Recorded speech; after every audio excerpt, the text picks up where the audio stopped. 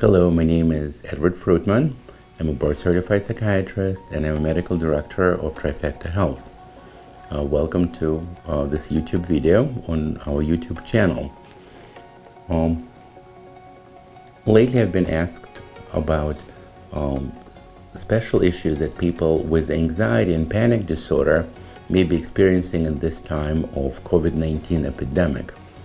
And it's a very relevant question, because people who already have certain fears about their safety, fears of infection and contagion, and certain fears of being outside or being in an unsafe environment, of course, all of those fears are now becoming exaggerated. We are bombarded by terrible news and from news channels and alarming reports from our officials. And I've seen and heard of people who get so fearful and so panicked about the virus, the COVID-19 virus, coronavirus, that they're even too fearful to open a window in their apartment or house. My recommendation for people who normally suffer from anxiety and now seeing a marked increase in their symptoms due to protective self-isolation and quarantine. One is, don't listen to the news obsessively. Maybe turn on the news for 15-20 minutes. Focus primarily on reports from Center for Disease Control, for CDC, and reports from local health department. They are well informed and they're really trying to do their best to give relevant information to the public.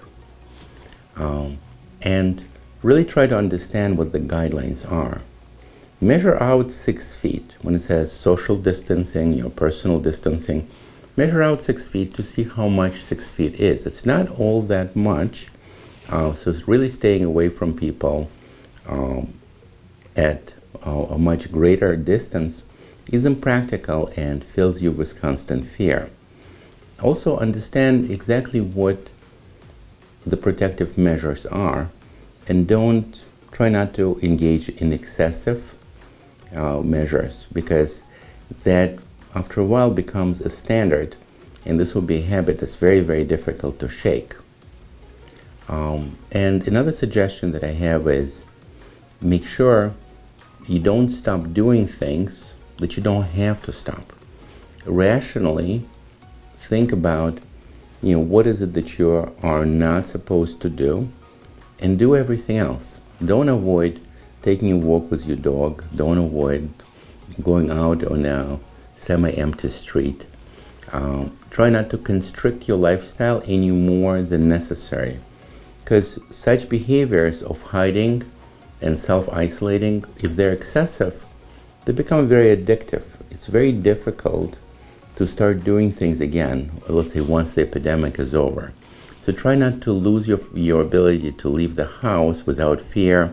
Try not to lose your ability to communicate with other people without fearing that you may get some kind of a contagion. So this is Dr. Fruitman. We'll see you in the next YouTube video.